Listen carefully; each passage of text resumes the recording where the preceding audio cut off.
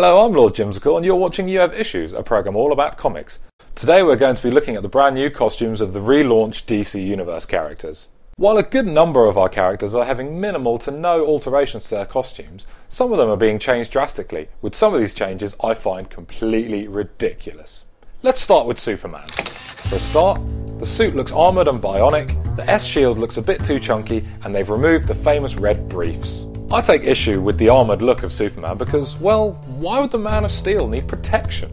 Special circumstances in the past have involved Superman wearing a different costume to help protect him when he's weak and he really needs that kind of protection. But really, I don't think it makes any sense if he's at full power wearing a suit that looks like it's just been designed by Batman. Also, this might signify the end of classic scenes that show Superman in battle with a few tears in his costume. Hopefully I'll be proved wrong. I've always liked the fact that he's just a bloke who flies around in big blue tights and can still kick the shit out of everyone. The explanation for this is that it's Kryptonian battle armour and he's wearing it as a homage to his homeworld. Grant Morrison explained that the idea of Superman flying around in something his mum knitted for him is a bit outdated. Well, yeah, I suppose if you put it that way, that kind of shit just wouldn't fly today. Look, that was an accident, okay? That was an accident. The red briefs. Now this has been a parody topic for Superman for donkey's years, and in fact it's always annoyed me that people parody that, because you know what, look, there is a reason they are there. You don't believe me? Right, okay, well I've only got one thing to say to you.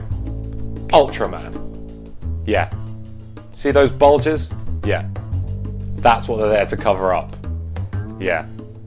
Told you. The collar. Why the hell is Superman wearing a collar?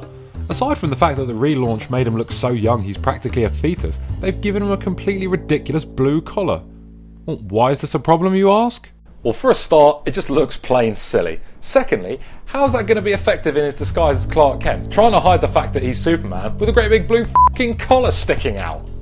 Lois, for one, is definitely going to notice something about it, considering she's enamoured with Superman and covers him constantly in the Daily Planet.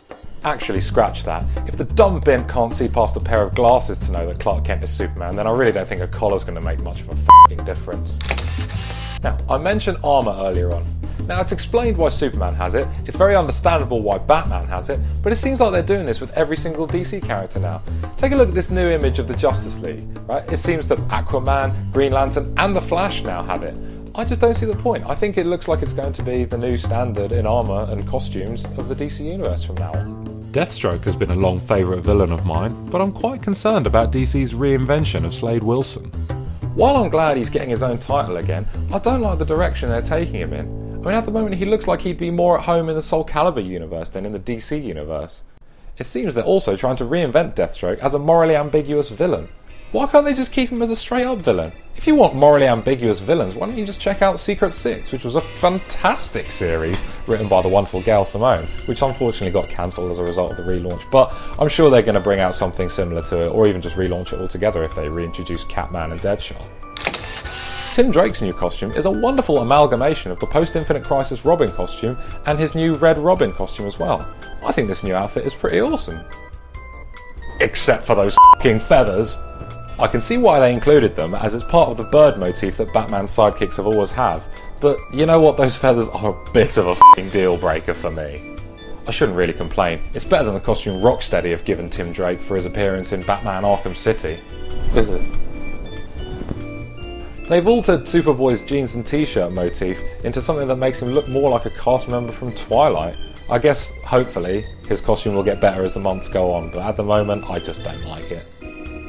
The redone origin story for Superboy has an outfit that shares a few similarities with Tim Burton's vision for Superman. Well, apart from my complaining, most of the costumes seem to be on fairly top form. Some of the gripes are a bit too small for me to document in this because I can't be bothered with it, but the rest seem okay.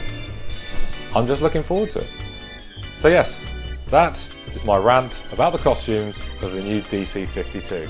Anyway, this is Lord Jimsicle signing off.